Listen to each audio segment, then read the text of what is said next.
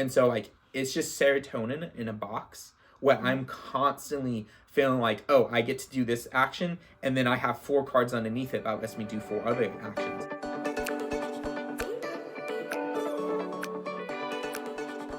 Hey, I'm Devin. And I'm Mary Kate. And we're picking up pieces. A channel all about board game pieces. And how to pick them up. And in today's video, we're back. So we've been gone for a few months. Why? Just a few months. Because, why were we gone? Oh, we just didn't want to make videos. Okay, that's a bit of an oversimplification. Yeah, our schedule changed with the work and stuff, and it was just hard to get back in the groove. So, like, you miss one video, and like, okay, we'll be back the following week, and then the next week came, and then a month after that came. And then we'd be like, oh, we should really make a video for the channel. So we really needed a reason to get back into it, and so today's video being about Everstone got us a reason to get back into it. So Everstone is coming on Kickstarter this week. I think by the time this video releases, it should be out today. And we got a pre-production copy from Sam McDavitt from McDavitt Publishing, a self-publisher that I've gotten to know and actually make a relationship with over the past year now, I guess. It's been a while. Yeah. So Sam, he's a great guy, and he's made a pretty good game. It's a well-refined oral machine. Boom, right there. You see right there in the dead center? Boom, that one? That's my token. So there's cards in the game, and he named that card after me. I don't think it meant for that card to be named after me, like on the cover, but it is. So as you can tell, we're going to have bias whenever we're talking about this game, but we're going to try to present a full, robust point of view or view of this game for you guys, regardless of our bias. So we're going to talk about what this game is about, how it plays, our thoughts about it, what makes it unique, what we think makes it good, and then what are some reasons why this game may not be for you. Or for you. Okay, no, we hate the game. Things that were good. That's the first thing I said. I mean, usually you'd be like, oh, why this game is for you, and then maybe why it's not for you. We just went straight for the why not. I said all the things that are great about it. So, thank you for tuning in for our first video in months. Yeah. So, to begin the video, let me actually give you guys a rules teach, and we're going to head to the other table for me to do that. This is Everstone. While this is not a full in-depth rules teach, this would be a rules teach to give you a feel of how the game works and how it operates, so you can make a decision on if you are interested in this game. In Everstone, you are explorers who are going to be moving along the caravan tokens across Everstone to take actions. You have 4 different actions that are represented in your caravan play area. The 4 actions are harvest, explore, barter, and repair.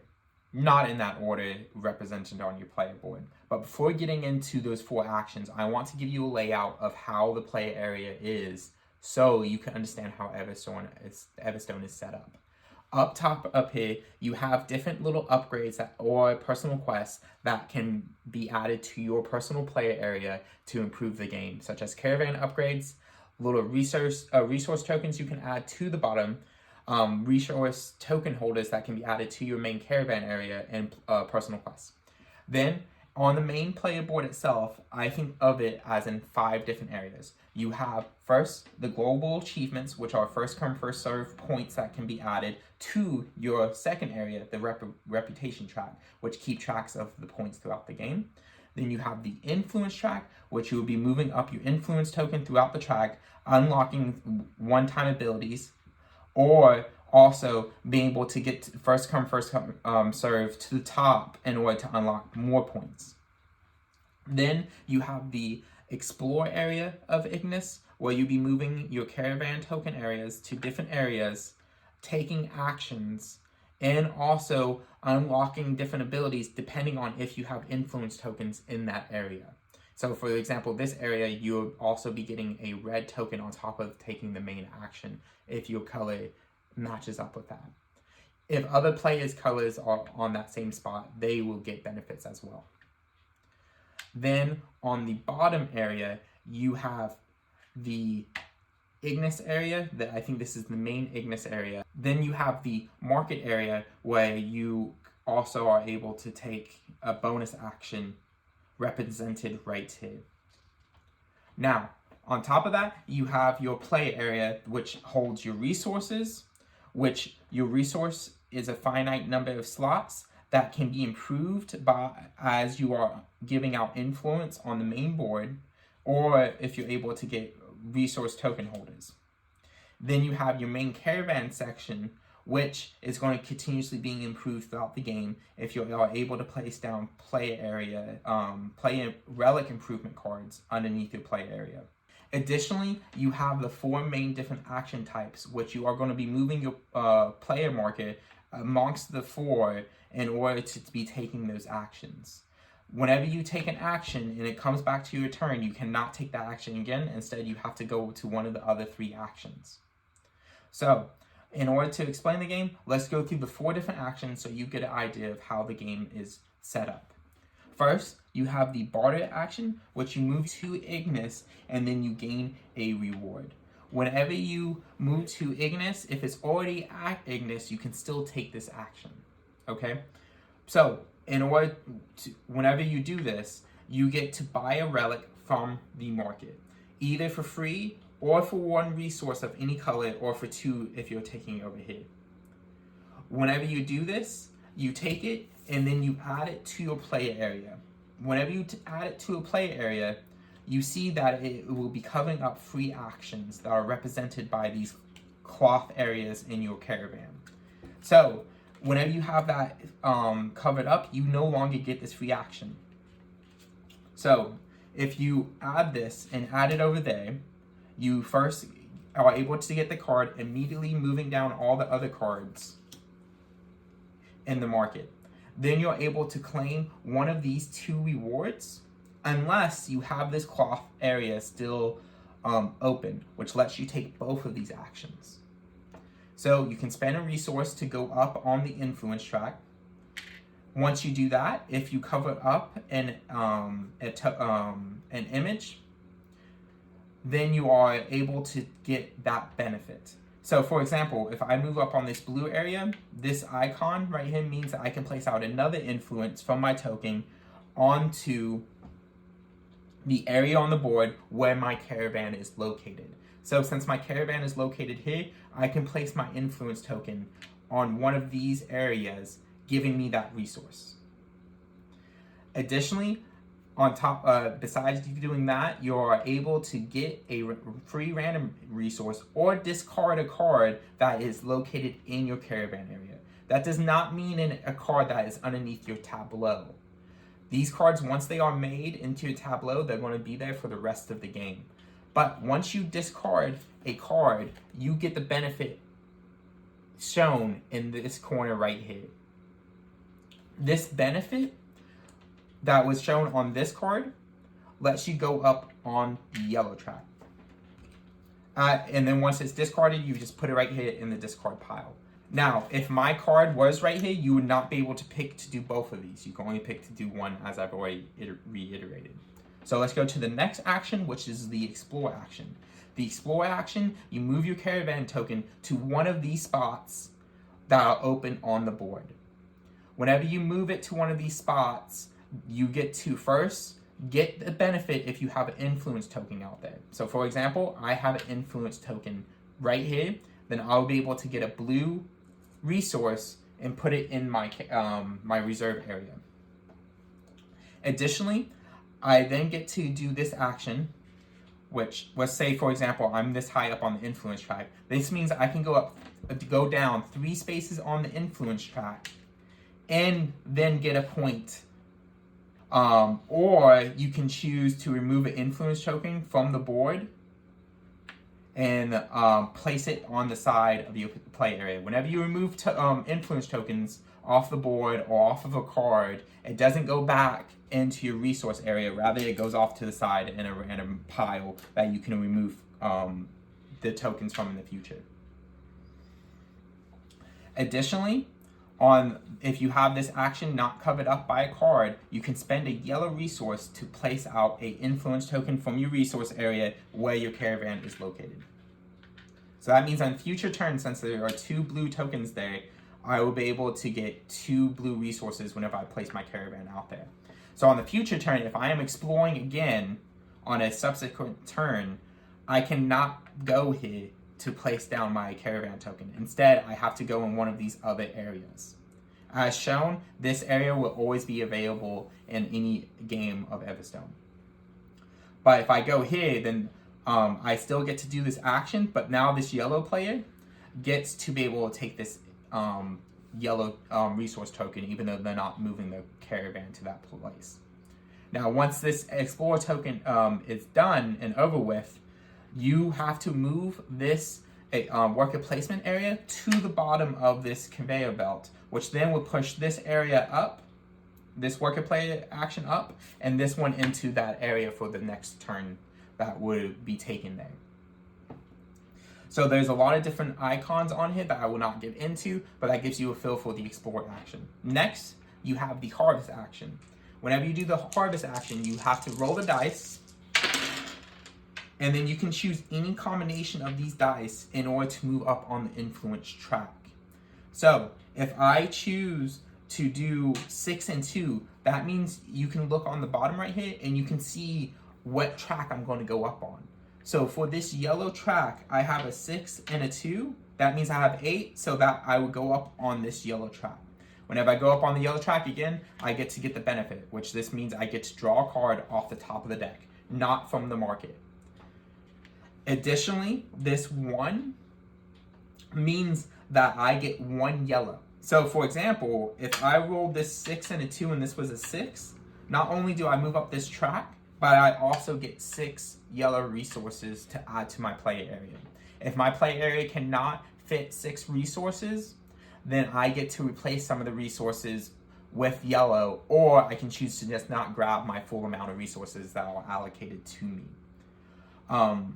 Additionally, whenever you roll the dice, you can choose, if you have this area open, to spend a yellow resource to add 1 to one of your dice if you're wanting to go up a different track, or if in order to, say for example, if this was on a 5, you can spend a yellow to make that go up 1 so you can get more resources. You can spend a red in order to flip a token onto the opposite side of the die, so this 3 would turn into a 4. Or you can spend a blue to make the die go lower 1. Not only do you get to manipulate the dice based off of this cloth token or cloth area in your play area, but also based off of what is on the back of this player card.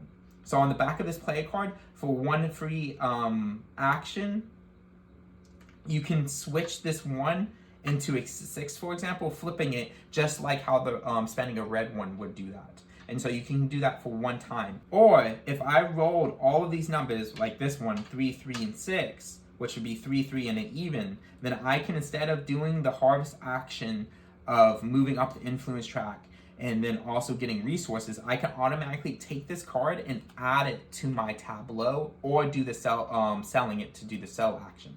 So I can sell it, which would give me this benefit, which is a caravan upgrade, or I can add this and place it underneath one of my above actions to get this benefit in the future. Okay? But again, if you do that, you are foregoing moving up the influence track and getting the benefits.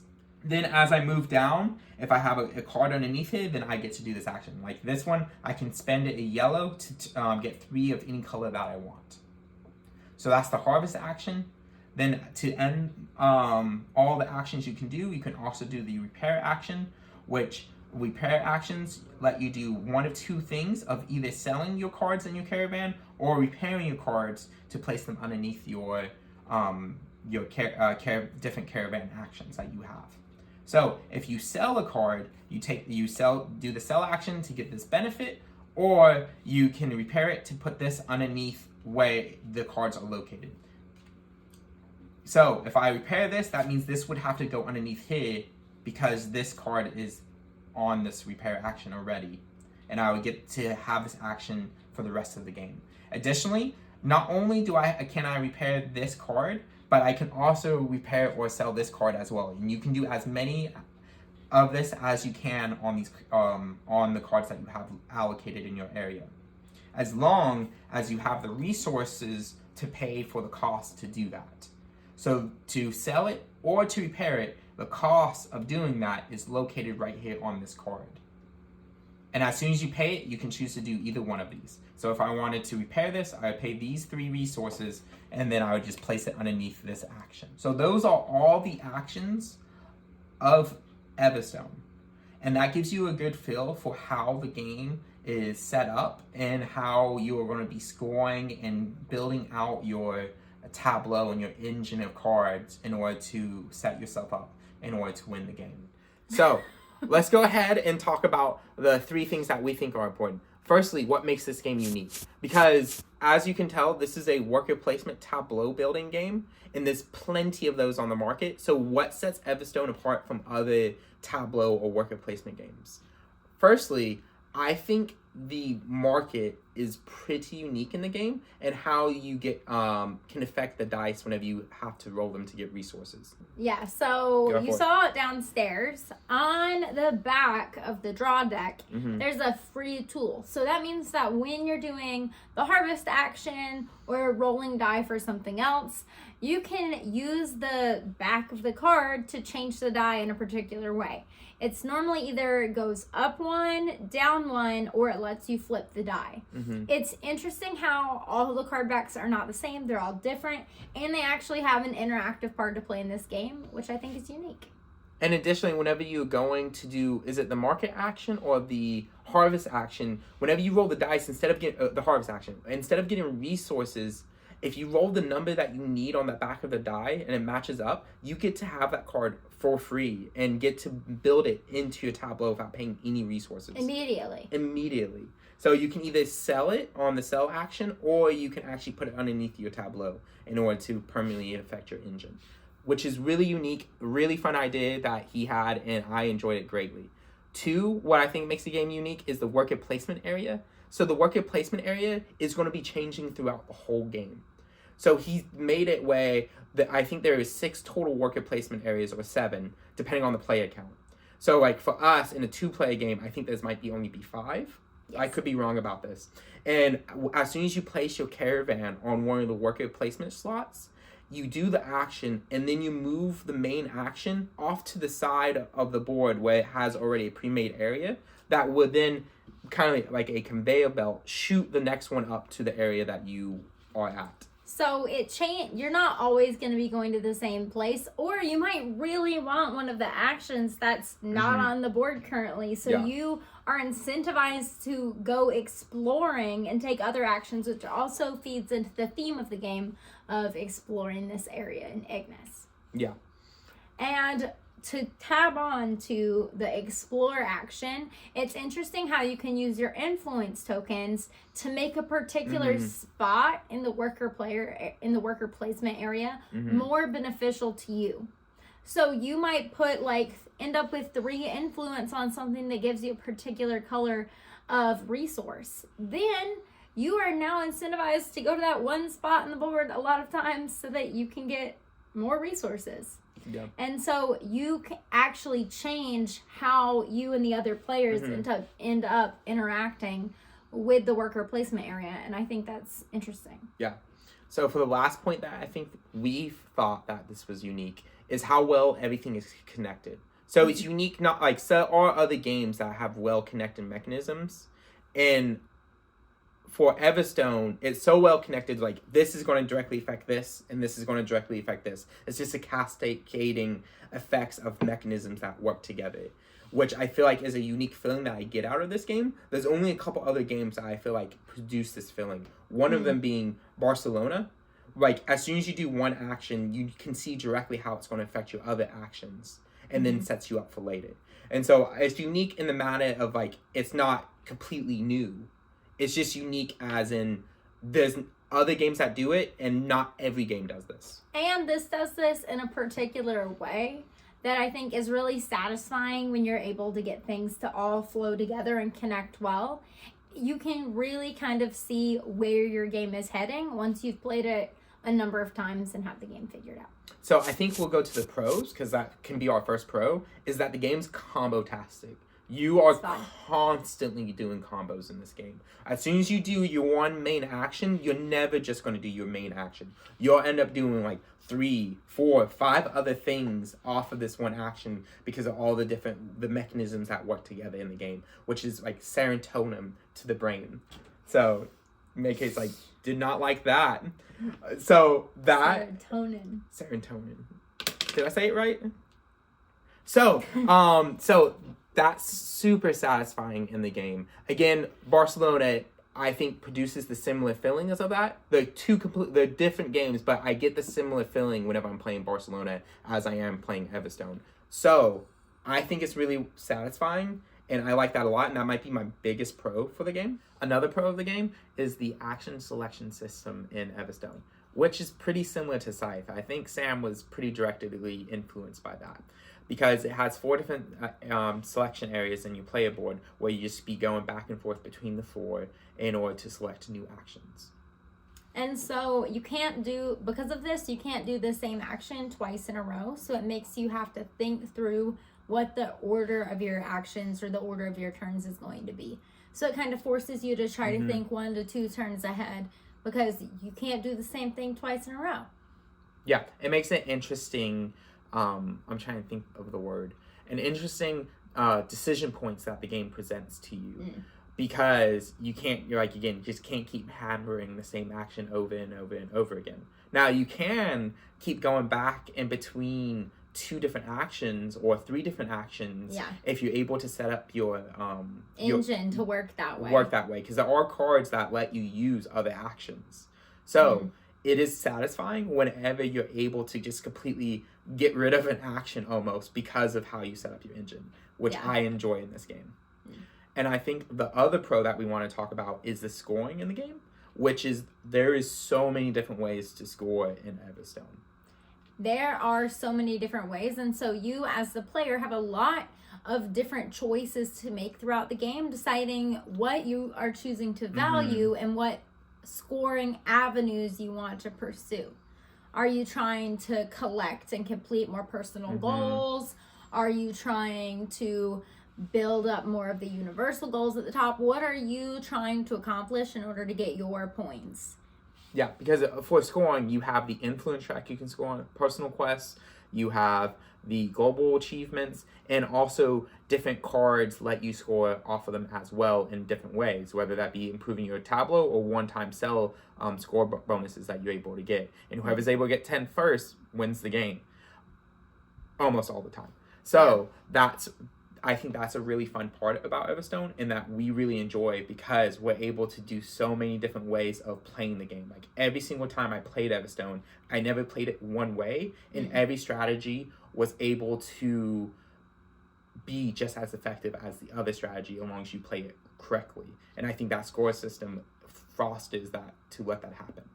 What do you think is another pro? There's a lot of game in about a 1 hour time frame. Which is our last pro that we liked for the game, is that Mary Kate can definitely get this game done in 45 minutes, and it's a lot of game in that time period. Like, you're constantly just doing stuff.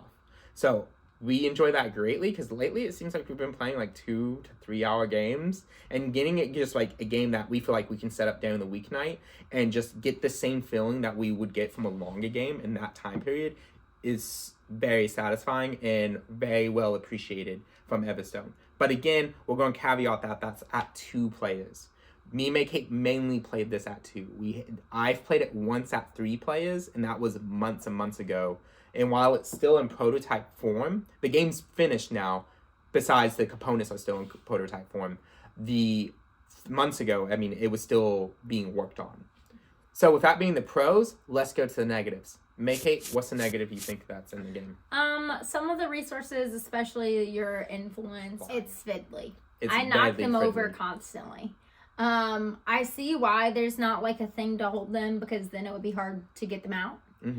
So I don't know if there's a better way to do it, but I guess I'm just clumsy with the game, and I'm constantly knocking over all my little stacks of 3 and having to restack them up again. Even if you're not clumsy, I think you're going to have an issue with that. And including with whenever you place cards underneath the board to build up your tableau, it's going to be shifting things around, like the cards. So it's going to be difficult to do that. So I would say the game's really fiddly, and I don't see a way of getting around that, even though we have a pre-production copy. It's possible. Again, our copy is pre-production. So it's possible they have a fix for putting the cards underneath your thing. Yeah. So that's definitely an issue. Again, that would not stop me from playing the game, but I want to let you guys know that on that front. So earlier we talked about the scoring as being one of the pros and that you can score in so many different ways, but that kind of leads to a con in that there's a lack of direction in what is a beneficial route to pursue in this game. There's so many different options, and at times it's unclear which of those options are the best for you in the moment. And this is mainly going to affect newer players, or even like me. I feel like I'm more of a tactical player where I'm making the best decisions in the moment. So as I've gotten to know the system, I'm able to flourish because I can make the best decision in what's presented to me. But I didn't know I'm picking all these different ways of doing this. So for newer players, definitely they're going to have to learn the game in order to be effective, or they're just not going to be able to know how to score, even though they're building out what they feel like is an efficient system, because they're just focusing on hammering resources or other stuff like that and not letting that convert into the multitude of ways of scoring. So because of all these different action choices, the different ways you can get points, and how the game functions in a complex way, it can be really overwhelming for new players, the new players of this game, or people who are newer to the board gaming hobby. There are so many options, so many different terms, different icons, that it takes a bit to get used to and to figure out what everything means. Yeah, and it's not necessarily a huge negative or even a con in itself. It's just know what this game is catering to, the audience is catering to, rather. Yes. Because it is catering to people who like board games. And for people who are going to play this game lots of times. Because it definitely awards experienced players. So I think that is our con list in Everstone. So after we gave our pros and cons to the game, we're going to give you kind of like what we think about the game, like who this is for, who this isn't for, something like that. It may not be presented like that. We'll see. So I think this game is for a bunch of people who like combos. You know, for me, I love combos in games. This game feels like Barcelona. It makes me feel like it. I keep comparing it to that, and again, it doesn't play necessarily like that, but the feelings I get are the same. And this game is done in a very much shorter time than Barcelona. If I remember correctly, Barcelona usually takes us an hour and a half to play. Yeah. I think, and this game is like 45 minutes to an hour in a 2-player game. And so like, it's just serotonin in a box where I'm constantly feeling like, oh, I get to do this action, and then I have 4 cards underneath it that lets me do 4 other actions. And the game is set up where it's kind of like a playground. The world is your oyster. You get to do what you want to do in this game. And so I enjoy that a lot. And it still gives me that nice comfort structure of everything is working well together and clicking on all cylinders. So I enjoy the game a lot, especially whenever it clicked for me. Because whenever it clicked for me, I was able to get like 6 points in one turn in order to end the game. I went from like 5 points in the game to 11 to win the game. And then it happened again the next game, and then the next game, because it finally clicked, because the game awards experienced players who are able to learn the system, which for who it might not be for is people who are going to want to put forth that effort, and who, whenever it just doesn't seem like the game is clicking for that person. Because I know for Mary Kate, so far it hasn't clicked for her like it has for me. Yeah, so I would say that I still enjoy playing this game. It's a good game. I like the combos. I like being able, I love engine builders in general. So I love being able to feel like I can do one thing, and the one thing gets me like these 5 other things that I can then all chain together. But it is just hard for me to kind of put together my different avenues to get points in a beneficial way to me.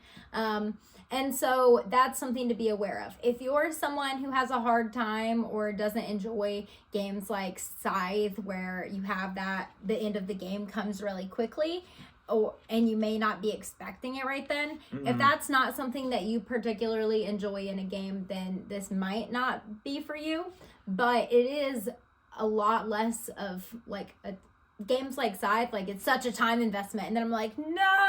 Yeah, it came to an end. It came to an end, and I was still like 4 turns away, and I was building towards it. Yeah. Whereas like this isn't nearly as painful when you lose it because it's not as long and stressful. And I think that has to do with the people you're playing with. Like Mary Kate has been able to see me like 4 games in a row, be able to just click, and it hasn't clicked, and so I think that's affected that. And so I think if she was playing with somebody who are growing with it together, there would not be an issue on that at all, because the game's just, it is like, again, serotonin in a box where it's so satisfying to do. It's just whenever you're in comparison to somebody else who has gotten it completely figured out, well, then it's going to be unsatisfying, because you're going to see this person just like, end the game immediately, even though you're setting up a great engine and you're enjoying setting up that engine. It's just in that comparison. So I know Sam, like, he's enjoyed this game, like the designer, Sam McDavitt, enjoys playing this game single player, and I think 2 player the best from what he told me. If not, he can put it in the comments and say that I'm a liar, but he's really enjoyed it at that, because the game is so satisfying in itself. So definitely, I think once you get it, you'll be able to be satisfying. You just got to put forth the effort to get it at some point. So that's our review of Everstone. We really like the game. Yes. Even Mary Kate really likes the game. I do like the game. So we can't recommend it enough. And Sam, we know him, and he will deliver the game to you if it gets funded. Not just if, when it gets funded, because it's an excellent game. So excited for you guys to be able to get this and be able to play it with your gaming group. So until next time, bye. Bye.